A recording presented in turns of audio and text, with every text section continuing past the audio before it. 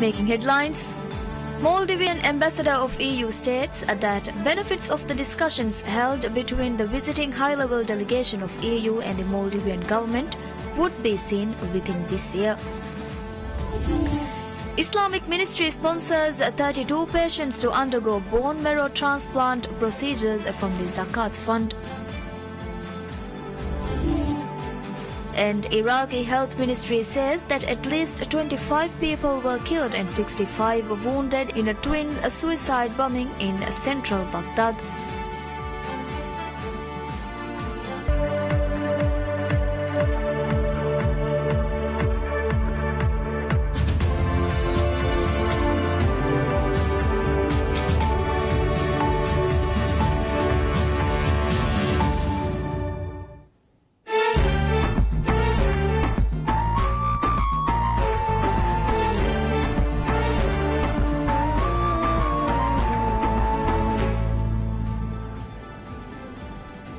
Bismillahirrahmanirrahim. Assalamu alaikum. I'm Nasma Abdul Muhsin and this is PSM News. Ambassador of Maldives to European Union Ahmed Shian states that benefits of the discussions held with the visiting European Union high-level delegation would be seen within this year.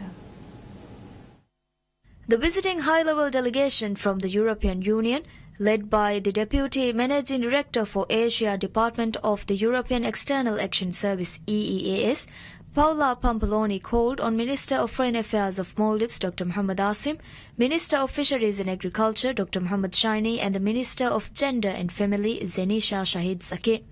At the meeting held with the Foreign Minister, discussions were held on ways to further enhancing cooperation with the Maldives and the European Union on various sectors. The discussions were also focused on key thematic areas such as countering terrorism and violent extremism, climate change, environmental protection and strengthening regional cooperation, as well as other important issues of mutual interest.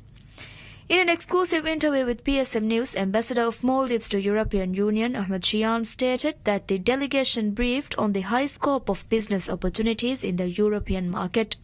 In this regard, Ambassador Shian said the discussions focused on minimizing the challenges faced by Maldivian businesses and students attaining higher education in European countries.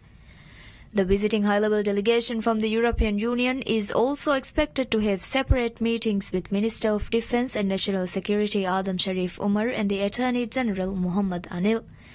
In addition, the delegation has also scheduled to hold meetings with the key leaders of the political parties in the Maldives.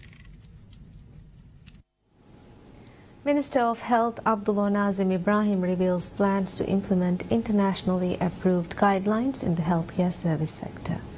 In an exclusive interview with PSM News, Health Minister Abdullah Nazim Ibrahim stated that currently work is progressing at a fast pace to establish a total of 50 key guidelines to implement in the health sector. Minister Nazim revealed that the core objective of the guidelines is to boost and maintain the quality of healthcare services in Maldives. The minister added that the guidelines are expected to tackle the challenges faced in providing better healthcare services in Maldives. He said the guidelines would also prove to be a medium for scaling the services provided from different healthcare providers. Ministry of Islamic Affairs sponsors 32 patients to undergo bone marrow transplant procedures from the Zakat Fund. At a ceremony held, the sponsorship letters were presented to the patients by First Lady Fatma Ibrahim. Under the sponsors, the Maldivian government will spend approximately $58,400 to $64,900 on every patient. The government-sponsored expenses include the cost for bone marrow transplant, round tickets for 4 persons, and accommodation cost for 3 months. The National Social Protection Agency NSPA revealed that if additional surgery expenses are needed, it will be arranged by the government.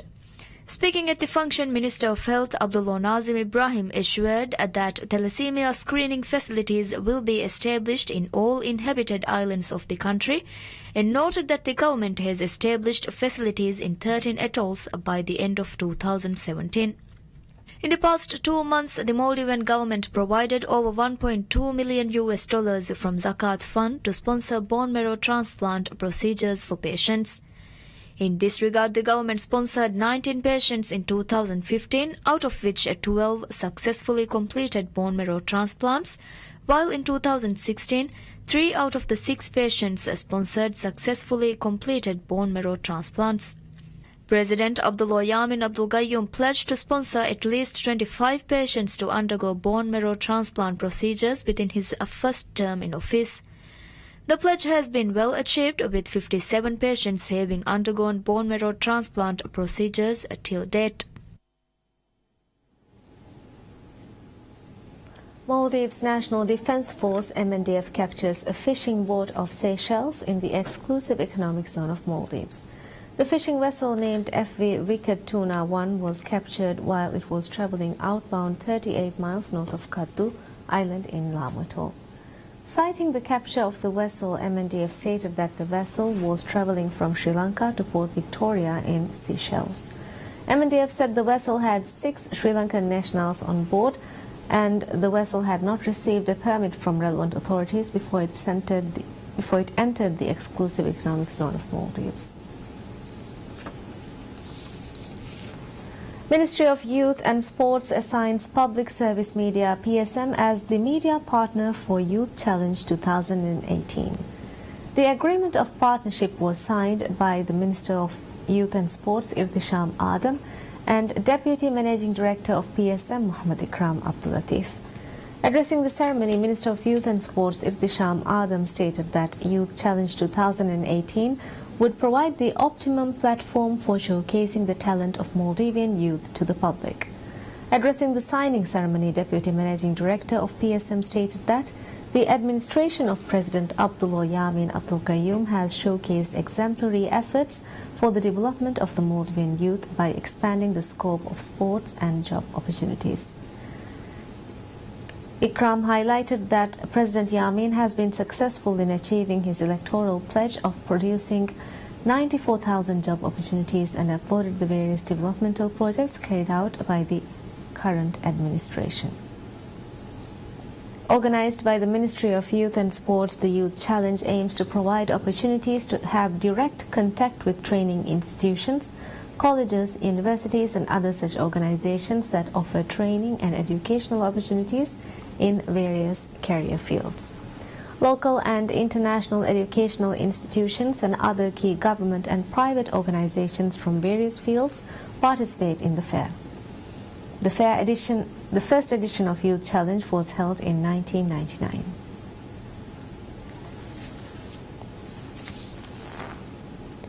Government of the Maldives signs agreements with 4 international universities under its efforts to provide easily accessible higher education for youth.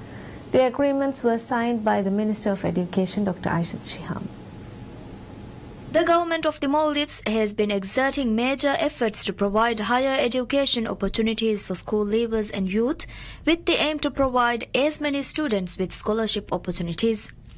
In this regard, the government has signed agreements with UCSR University and Management and Science University of Malaysia, Lovely Professional University of India and eSoft Metro Campus Private Limited of Sri Lanka.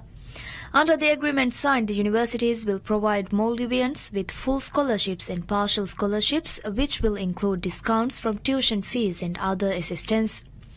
According to the Ministry of Education, the universities will provide 230 fully funded scholarships and 1,095 partial scholarships.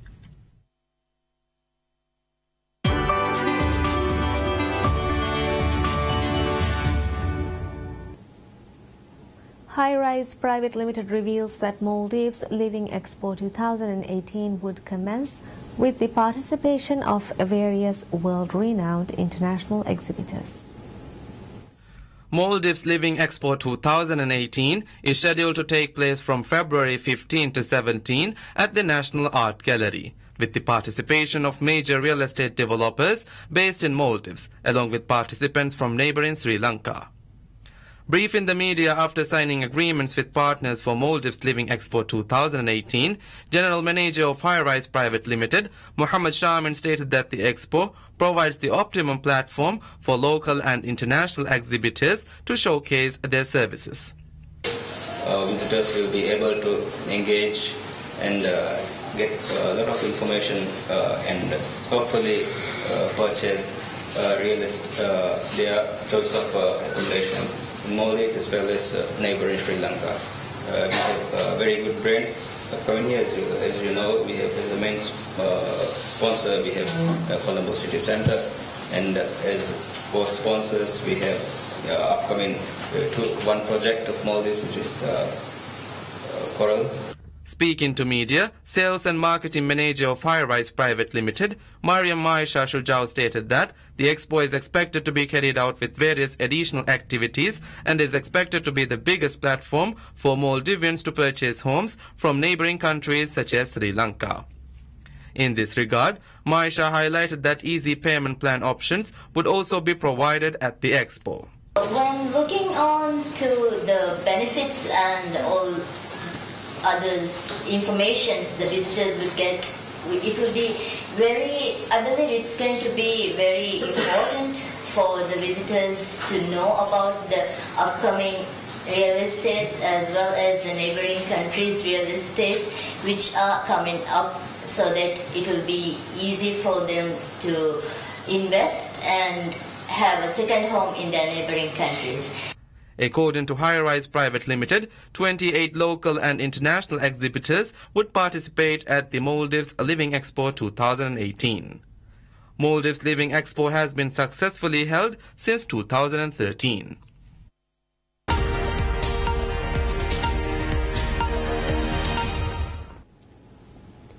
The Iraqi Health Ministry says that at least 25 people were killed and 65 wounded in a twin suicide bombing in central Baghdad.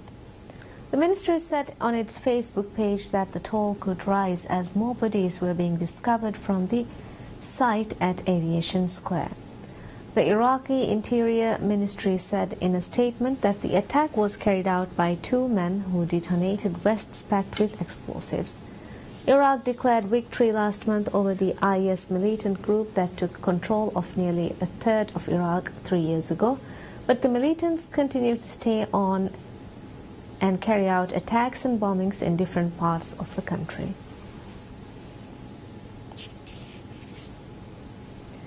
According to Britain-based War Monitor, the Syrian Observatory of Human Rights, airstrikes in eastern Ghouta killed at least one person and wounded 8 more.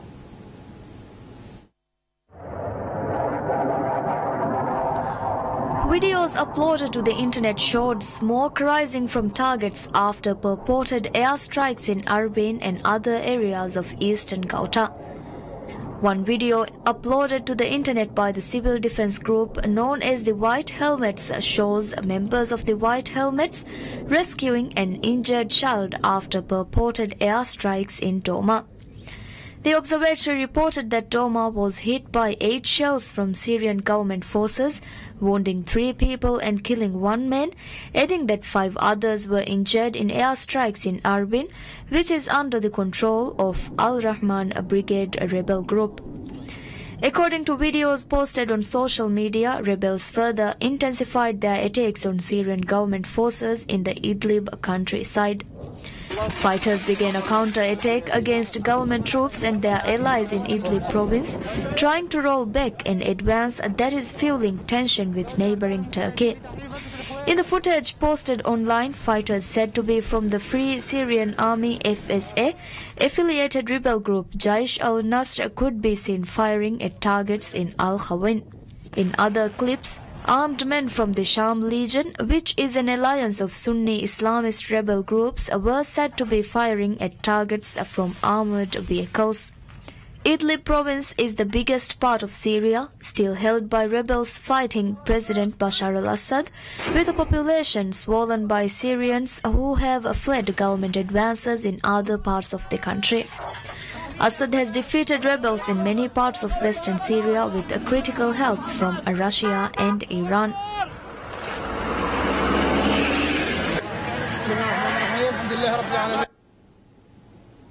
More people are returning to their homes, which have been heavily damaged and destroyed in central Syria's Hama province in recent months, as more areas of Hama's countryside have now been liberated from rebel groups. State news agency SANA reported that some 630 people had returned to their homes in Syria's central city of Homs from a northern rebel-held city they evacuated to last year. In the 5 months since the village of Maldives and its surrounding areas were liberated, 2/3 of the residents have returned to the village.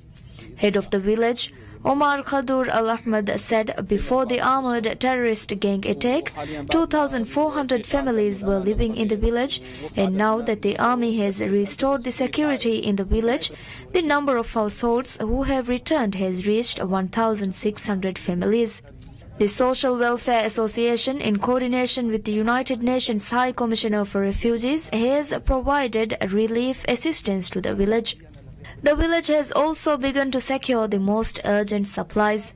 As people began to reconstruct their homes in places where they belong, they recalled the long journey of displacement. After experiencing long time of displacement, people of this village are looking forward now to bringing the village back and even making it better than it was.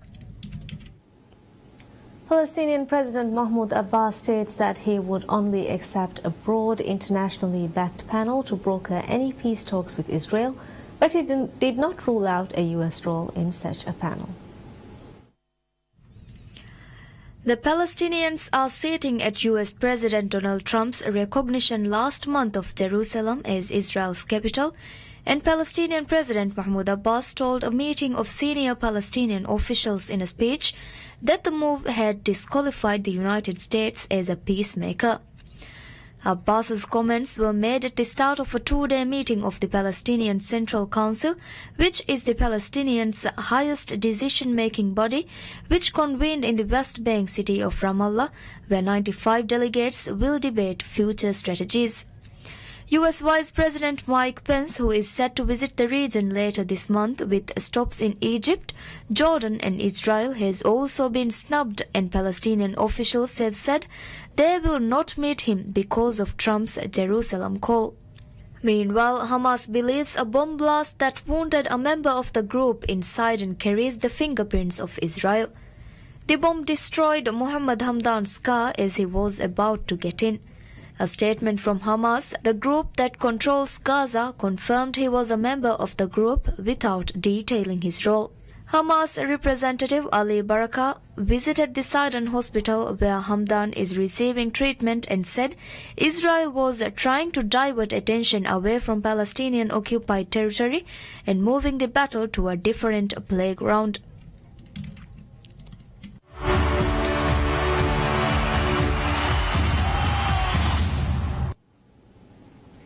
Liverpool becomes the first team to defeat leaders Manchester City in the league this season after hanging on to claim a pulsating 4-3 victory at Anfield. The match was 1-1 at half-time when Leroy Sané's powerful shot cancelled out Alex Oxlade-Chamberlain's 9th-minute opener. And the Reds looked to be heading for a convincing victory when 3 superb goals in 9 minutes from Roberto Firmino, Sadio Mane and Mohamed Salah put the home side 4-1 ahead. Late goals from Bernardo Silva and Ilkay Gundogan set up a thrilling finale, but City could not grab the equalizer. City manager Pep Guardiola said that football is unpredictable and he lost against a fantastic team, and that the aim is to fight until the end to win the Premier League. But you have to live. During the season, is today in the real world is unexpectable to, especially in that league with a lot of games, with a tough 2 months in the past, with a lot of 4 competitions, and it's so difficult to maintain against good teams. You know, to be every time no lose. These kind of things must happen, and now is analyze the tactical way, the reason why, and be positive and think in Newcastle. That is only we can do. City's lead at the top is 15 points, which could be cut to 12 if Manchester United win on Monday night, while Liverpool move up to 3rd place.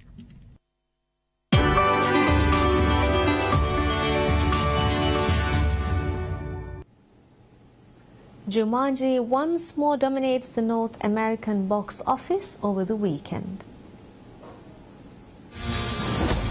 According to the box office mojo.com, Jumanji starring Dwayne Johnson and Kevin Hart earned $27 million. The Times says 7,000. Steven Spielberg's The Post, starring Tom Hanks and Meryl Streep, claimed the second place spot with $18.6 million in ticket sales. I might have something. Most of us ride this train every day. Meanwhile, The Commuter took the third place spot, netting $13.45 million. How much do we really know about each other? I asked you to do something that could... Horror film Insidious, The Last Key, with $12.135 million in sales, edging out The Greatest Showman for fourth place. I have scars.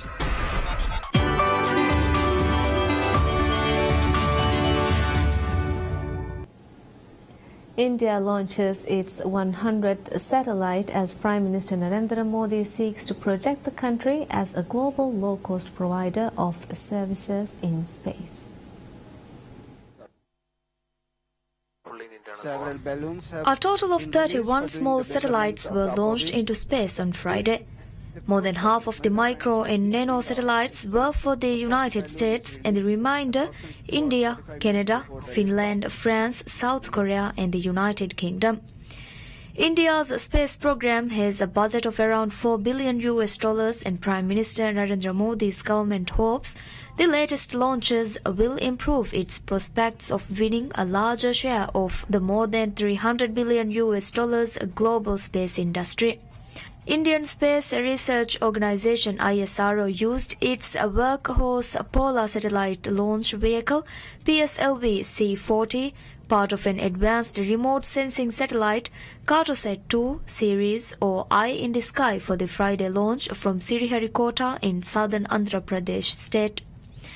India will use its latest satellites for better border surveillance and obtaining high-resolution images of the Earth. And that's all we have for you right now. Thank you for watching. Have a very pleasant day.